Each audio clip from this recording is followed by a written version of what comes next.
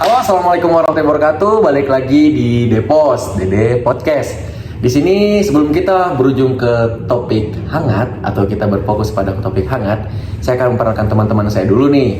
Ada siapa? Saya Awe Hesya. Di sampingnya ada siapa nih? Saya Irina Puspita Dewi. Sama dengan saya sendiri yaitu Dede Arya Nugraha. Sebelum kita berujung pada topik ini, saya pengen tahu dulu nih, ada topik yang saya nanti bahas tentang mengenai plus minus dari pandemi, terus plus minus dari pembelajaran. Seperti apa sih kira-kira? Ya kita langsung aja lah yuk ke pembahasannya. Oke, sebelumnya nih saya mau nanya ke kalian berdua. Apa sih menurut kalian berdua tuh tentang pandemi? Boleh aku dulu yang jelasin atau Boleh. Terserah aja sih dari mana. Kalau misalkan menurut aku pribadi, pandemi itu malah bikin kita semua tuh adanya pembatas gitu. Entah Pembatas. itu untuk ketemu, untuk ngobrol, untuk apapun itu jadi ada batas lah gitu. Terus menurut Iren sendiri gimana? Kalau menurut saya sendiri sih, pandemi itu sebuah kejadian yang luar biasa ya. Dampaknya juga banyak gitu ke umat manusia. Yang pertama itu tadi kan yang dibilang Aul, kebebasan itu jadi lebih terbatas gitu. Ya. Nah, berarti dalam artian itu kita itu udah diatur ya. Ibaratnya mau keluar tuh harus pakai masker, kayak membatasi diri harus berinteraksi tuh harus berapa meter gitu. Berjauh-jauhan. Berjauh-jauhan. Tapi kita berfokus lagi kepada inti dalamnya. Ini kan kita udah kuliah nih. Iya. Tapi kan kuliah ini kan kita belajar lewat daring atau online. Tapi menurut kalian sendiri dampak negatif dari pembelajaran online itu seperti apa ya? Mungkin dari siapa nih? Mau dari siapa? Iren? Boleh, dari aku. Dari Iren aja. Kalau dampak negatifnya sih, aku kurang paham ya kalau misalkan belajar online itu. Jadi lebih nggak ada kebebasan nih bertanya. Jadi sulit gitu interaksi sama dosennya. Oh, dalam artian kita sulit berinteraksi pada dosen karena ada masalah tersendiri ya di mungkin tentang di rumah seperti apa, Iya. kayak gimana. Terus menurut Aul sendiri apa dampak negatifnya untuk Aul? Sama yang tadi Iren bilang kan, jadi kita tuh sulit untuk berkomunikasi gitu. Terus Ya. juga selain kita jadi kurang paham sama materinya apa, dan kita juga jadi nggak berani untuk bersosialisasi dengan lingkungan gitu, karena kan segala macam sekarang online gitu loh. Dan juga saat ketemu teman baru itu benar-benar rasa canggungnya dapat sih, karena Ya. kan kita cuman ngobrol sebatas di chat gitu atau video call udah gitu. Nah tapi kayak ketika ketemu tuh kayak sempat ada masa kita tuh stuck gitu, kayak aduh bingung nih harus ngapain gitu betul. kan. Kayak gitu. Berarti dalam artian itu dalam pembelajaran online ini secara negatifnya itu susah untuk berinteraksi antara teman sekelas maupun Betul. teman-teman seangkatan ya. Iya. Karena susah namanya kita udah diatur dengan jarak seperti apa. Ketika ada tugas mungkin sangat sulit ya ibaratnya. Iya. Ketika pengen nanya tugas, ayolah kita harus apa sih namanya? Kita kerja di kafe aja bareng-bareng, tapi Iya. dengan kayak gini kan sih kita mikir-mikir juga karena orang tua di rumah pasti bilangnya nanti kalau kamu keluar bawa penyakit di sini, Iya, terus betul, kamu bisa enak banyak yang juga. sakit gimana gitu. Ya kita harus mikir-mikir juga ya. Nggak boleh egois gitu ya. Oke. Tambahan juga sih. Terus kan kita belajar online itu kadang suka ada gangguan sinyal gitu kan, Iya. atau mati lampu gitu. Nah, iya. Jadi gimana ya? Jadi gak nyambung ini kalau Penghambat misalkan join banget lagi ya. Ya. Apalagi kalau misalnya kita pakai laptop terus belajar tiba-tiba wifi-nya atau ada yang pakai wifi atau pakai data kan tiba-tiba hilang. Nah itu. Gimana terus atau nggak mati lampu terus nggak ada penerangan lagi jadi sulit kan. Terus kalau dampak positifnya untuk kalian berdua apa dari pembelajaran online ini? Kalau misalkan menurut aku pribadi sih kayaknya lebih punya waktu yang banyak gitu sama keluarga. Karena kan kayak apa-apa kita di rumah kan bareng-bareng gitu. Jadi kayak dampak positifnya masih bisa bersyukur lah gitu, kita masih bisa kumpul sama keluarga gitu loh, banyak waktu. Banyak waktu. Kalau dari Iren sendiri gimana? Ya kurang lebih sama sih kayak gitu. Aku juga biasanya juga kan aku nggak pernah jarang gitu kumpul-kumpul sama keluarga kan. Ya. Pandemi ini kan memberikan berkah gitu. Ya. Kita bisa dekat gitu. Jadi ya udah harmonis aja lah keluarga. Betul. Jadi kalau misalnya di rumah tuh kayak dekat banget sama keluarga yang memang kita berpikiran bahwa oh kuliah itu nanti jauh-jauh dari keluarga. Tapi dengan adanya pandemi ini lebih menyatukan lebih erat lagi dengan keluarga.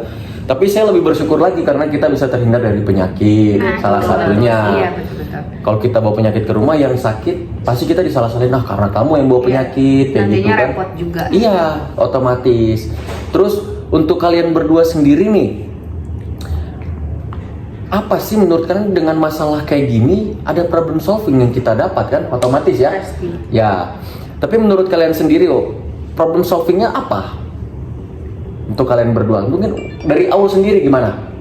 Misalkan dari aku, kalau misalkan si pandemi ini masih naik-naiknya gitu kan ya, otomatis kita harus mengurangi lah gitu untuk kayak berinteraksi langsung bersama teman gitu kan. Untuk keluar rumah itu coba dikurangi, dan juga jangan lupa pakai masker gitu. Pokoknya prokesnya tolong dijaga. Dan juga mungkin kan kalau kita dengar-dengar kita bakal ada offline ya. Mungkin kalau misalkan untuk ada rencana offline lebih baik, kalau dari aku sendiri mendingan bertahap gitu, ya langsung semuanya langsung offline, terus takutnya amit-amit malah terjadi lagi pandemi gitu. Ya mungkin seperti itu. Kalau dari Iren sendiri gimana? Ya kalau dari saya sendiri ya hampir sama sih, kita tetap jaga kesehatan itu ya yang penting. Otomatis kalau kayak gitu makan makanan yang sehat juga, terus olahraga jangan lupa, terus kita membatasi aja gitu, jangan terlalu banyak bersosialisasi dengan orang gitu. Kalau tidak penting-penting banget gitu. Ya otomatis dalam artian saya sendiri, ketika kita mulai dengan satu hal, otomatis kita harus fit dulu.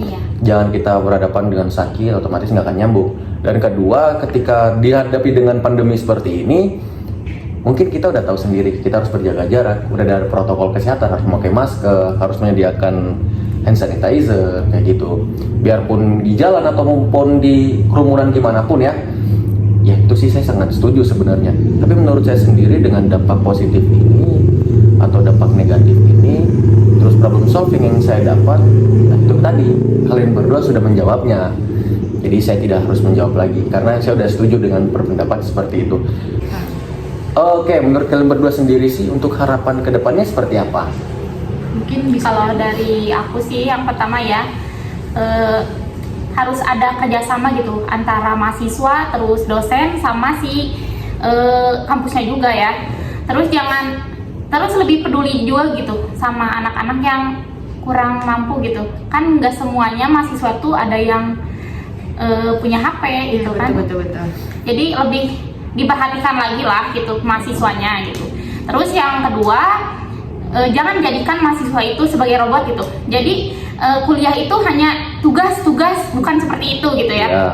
Terus yang ketiga, mahasiswanya juga harus lebih baik gitu memanajemen waktunya untuk belajar. Disiplin juga ya teman-teman, jangan lupa. Menurut Aul sendiri gimana? Aku setuju sih yang kata Iren tadi. Setuju. Tapi ada tambahan dari Aul sendiri nggak?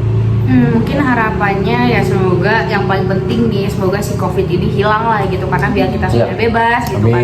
Karena yang dirasa sekarang maupun kita udah di masa transisi itu masih tetap aja kan ada batasan gitu. Walaupun kayak contohnya aja kan kita udah ada kuliah praktikum offline gitu.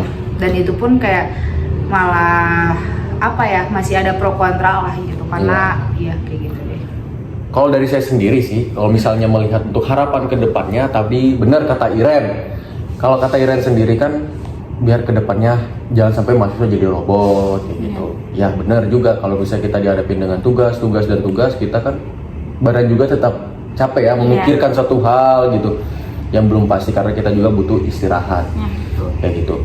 Terus dari Aul sendiri tadi udah menyampaikan kayak gimana.